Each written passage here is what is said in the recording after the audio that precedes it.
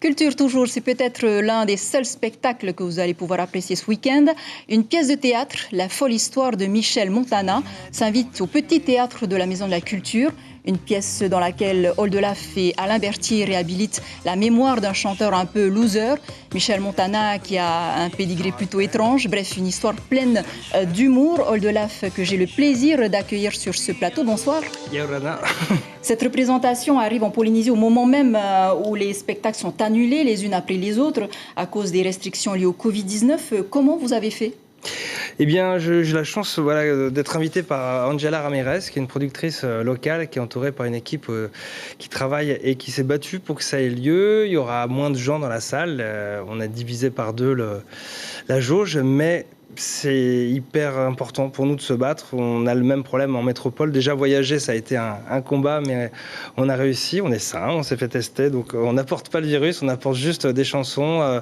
Ce spectacle, qui, je l'espère, va aider les gens à se détendre aussi un petit peu. Qu'est-ce qui vous a poussé à venir en Polynésie avec cette crise sanitaire ? Qu'est-ce que vous êtes venu chercher finalement ? Là, on avait envie de faire ce spectacle. C'est la 3e fois que je reviens pour chanter ici. Donc, moi, j'ai la chance d'être soutenu, de commencer à avoir du public aussi sur place. Et puis, c'est un spectacle qu'on n'a pas joué tel quel. Donc, on a envie de le présenter aux Tahitiens. Et on n'a pas choisi de le faire pendant le Covid. Il y avait cette date qui se proposait. Et puis, on a eu envie de le maintenir surtout. Alors, vous vous produisez au Petit Théâtre de la Maison de la Culture avec les mesures de distanciation imposées notamment pour le public. Il y aura forcément moins de monde. Est-ce que ça vaut le coup finalement ? Ça vaut évidemment le coup parce que c'est un des plus beaux spectacles qui vous sera donné de voir d'une part cette année, mais même en général.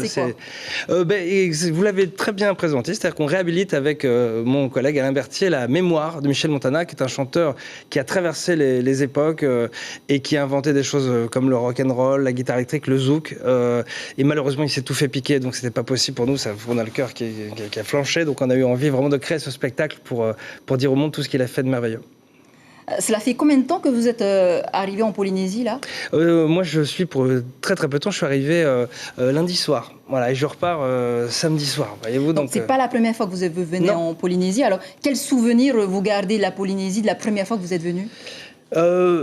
Les gens, le sourire des gens, la joie de vivre en fait, et certainement le fait de savoir profiter du temps. Alors évidemment, c'est un endroit merveilleux pour profiter ce climat, ces paysages extraordinaires, cette mer, les couchers de soleil. C'est vrai que nous, moi, ça m'a toujours fait rêver. J'ai fait une chanson qui m'a permis de venir ici sur un album. J'avais écrit une chanson qui s'appelait Tahiti, et elle a été entendue par les organisateurs du festival Tahiti Guitar il y a quelques années. Donc, j'étais venu grâce à cette chanson, et maintenant, je reviens avec le plus grand des bonheurs. Ça correspondait au rêve qu'on s'en faisait en tout cas.